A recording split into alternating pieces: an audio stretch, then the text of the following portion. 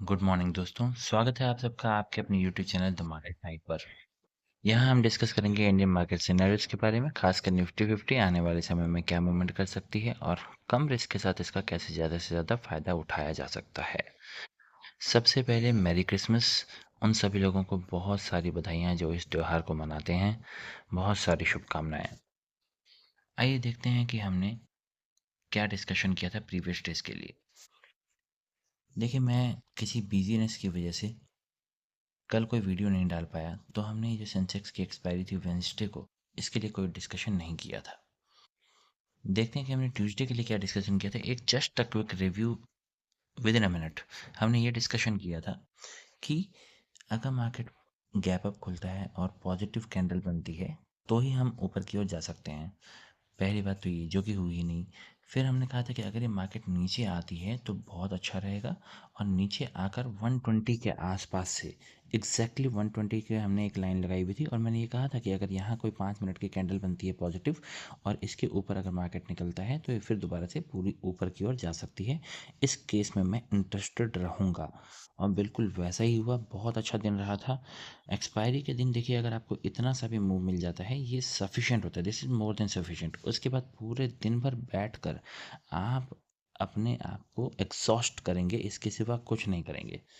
तो ये डिस्कशन हमारा काफ़ी अच्छा रहा था निफ्टी की एक्सपायरी वाले दिन। और आगे की क्या संभावनाएं बन रही हैं एक बार देख लेते हैं। देखिए, कल क्या हुआ है निफ्टी में। सेंसेक्स की एक्सपायरी वेंसडे को थी कल, क्योंकि आज तो त्यौहार है। जनरली थर्सडे को रहती है, तो उसके हिसाब से वेंसडे को इसकी एक्सपायरी थी। ये देखिए हुआ क्या कि मार्केट खुली लगभग फ्लैट, और यहाँ से ऊपर गई। जो प्रीवियस डे का हाई लगा हुआ है लगभग यहीं तक गई, इसको क्रॉस नहीं किया। फिर यहाँ से रिजेक्शन लेकर मार्केट एक तेजी से नीचे आई है। समय तो देखिए बिताया है यहाँ पर। ये इन मूव्स में पैसा मिल जाता है। इन मूव्स में आपको हो सकता है कि थोड़ा बहुत मिल जाए, पर ये छोटी छोटी कैंडल्स विक के साथ बन रही हैं, यहाँ पर देखिए बहुत घबराहट रहती है। ये इतने आसान दिन रह नहीं रहते, है ना। ये एक तरफा नीचे तो आई है, पर किस में इतना पेशेंस होगा जो यहाँ एक ट्रेड लेकर और पूरे दिन भर बैठा रहे। ऐसा बहुत रेयर होता है। तो इस तरह के दिन भी कुछ बहुत खास नहीं रहते हैं ट्रेडिंग के लिहाज से, खासकर ऑप्शन बाइंग में। तो चलिए देख लेते हैं कि आगे की क्या संभावनाएं बन रही हैं। एक बार मैं इसको थोड़ा सा 15 मिनट के चार्ट में ले जाता हूँ और आपको कुछ दिखाना चाहता हूँ। देखिए, मार्केट लगभग 3 दिन से नंबर 1 डे ये, नंबर 2 डे और नंबर 3 डे, 3 दिन से लगभग मार्केट एक रेंज में चल रही है। यहाँ देखिए, ये 2 दिन तो खासकर ये देखिए ऐसे यहाँ पे आके बंद हुई है। तो कुछ खास मार्केट में हो नहीं रहा है इस समय। आपको वजह तो पता है कि जब भी कोई फेस्टिवल सीजन आ जाता है, खासकर ये ईयर एंडिंग वाला, आप आपने ये अभी तक महसूस ज़रूर किया होगा। अगर आप कम से कम 3-4 साल से अगर आप मार्केट में हैं, तो आपने ये नोट किया होगा कि जब ये ईयर एंडिंग आती है तो उस समय बहुत कम वॉल्यूम हो जाता है अपने मार्केट में, और जो बहुत सारे F I eyes D I eyes हैं वो लीव पर चले जाते हैं, जिसकी वजह से मार्केट में कोई बहुत ज़्यादा मूवमेंट देखने को हमें नहीं मिलती है। जब आप देख रहे हैं कि मूवमेंट कुछ खास नहीं हो रही है, मूवमेंट आपकी कम हो चुकी है, मूवमेंट कम हो गई है। इंडिया विक्स, जो कि मैं हमेशा आपसे चर्चा करता रहता हूँ, इंडिया विक्स भी गिर चुका है। जब ये सब चीज़ें हो रही हैं तो इस समय में आप ऑप्शन बाइंग करके क्या कर लेंगे? कुछ खास नहीं हो पाएगा। अगर आप ऑप्शन सेलर हैं तो आपको प्रीमियम ही नहीं मिल रहे। आपके प्रीमियम तो ऑलरेडी बहुत तकलीफ में है, काफ़ी कम हो चुके हैं। Excuse me. जब आपको प्रीमियम ही नहीं मिल रहे हैं तो फिर आप मतलब इसमें भी कुछ बहुत खास आपका हो नहीं पाएगा। इसीलिए मैं जो आपको सजेशन देने वाला हूँ, जो सलाह मैं आपको देने वाला हूँ इस समय, वो ये है कि आप अपने लॉट साइज़ को कम कर दें। बहुत बड़े-बड़े मूव्स पकड़ने की कोशिश इस समय में ना करें।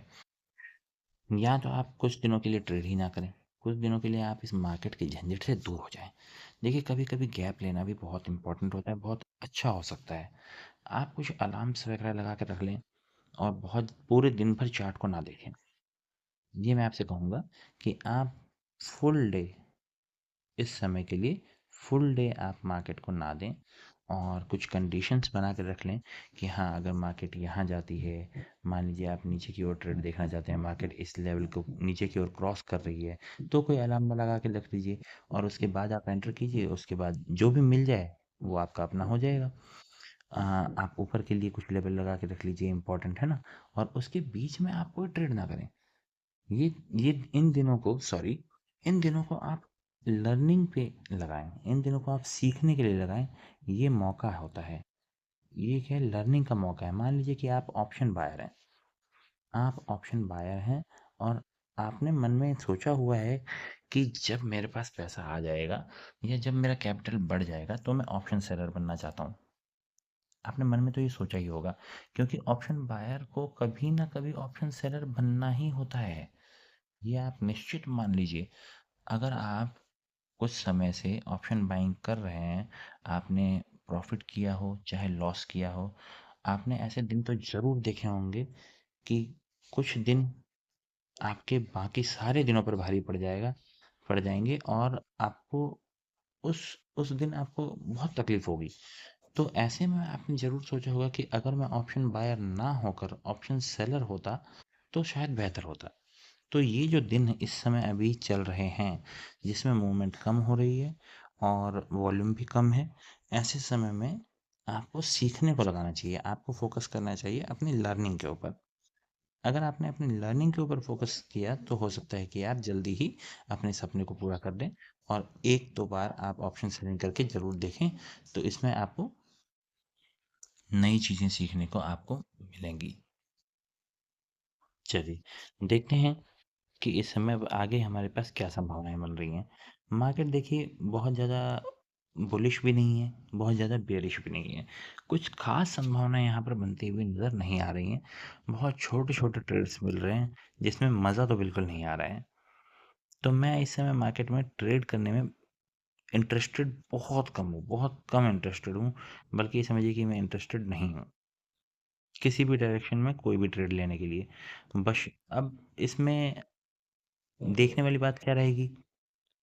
बात ये रहेगी कि इतनी कम इंडिया विक्स में आपको प्रीमियम का मूवमेंट कुछ खास मिलता नहीं है। तो जैसा कि मैंने आपसे रिक्वेस्ट की है, आप भी कुछ समय का गैप ले सकते हैं। पर फिर भी अगर कुछ भाइयों को, दोस्तों को ट्रेड करना हो तो क्या करना चाहिए? नीचे आने के लिए एटलीस्ट ये जो 120 है, इसके नीचे आने दीजिए मार्केट को। एक बार 120 के नीचे आ जाए तो आपको छोटा सा मूव ये 80 तक का मिल सकता है, 26,080 तक का आसानी से आपको मूव मिल सकता है। और इसके नीचे अगर मार्केट जाती है तो आपको 26,040 तक का मूव मिल सकता है। ऊपर के लिए क्या करें? ऊपर के लिए एटलीस्ट ये 170 के ऊपर क्रॉस होने दें। जब 170 के ऊपर मार्केट क्रॉस करेगी तो वापस से क्लेम करेगी, ये रिक्लेम करने की ट्राई करेगी यहाँ के लेवल को, मतलब 210-20 इसके आसपास जाने की कोशिश करेगी। और फिर दोबारा से हम ये हाई को भी देख सकते हैं, है ना। ये छोटे छोटे मूव मिलने की संभावना है। जब मार्केट इसके ऊपर पहुंचेगी तो फिर वो समय लगाकर धीरे धीरे 300 की तरफ निकल जाएगी। बहुत सिंपल सी है मार्केट। तो इसमें हम एक बार मार्किंग को थोड़ा ठीक कर लेते हैं। जैसे कि मैंने कहा, इसको 170 के आसपास लगा लेते हैं और इसको आप डायरेक्टली यहाँ लगा लीजिए 225 लगा दिए। 220 ठीक है। 220 तक का ऊपर की ओर मूव मिल सकता है। जब इसके ऊपर मार्केट पहुंचेगा यहाँ पर, तो फिर आपको क्या है, यहाँ से या तो बुक कर लेना चाहिए, या तो फिर जब इसके डे हाई के ऊपर, प्रीवियस डे हाई के ऊपर सस्टेन कर जाए मार्केट, तो फिर 300 तक की जर्नी देखने को मिल सकती है। नीचे की ओर के लिए मैंने आपको बता ही दिया है। 070, 080 कहा था मैंने, 080 पे लगा लेते हैं।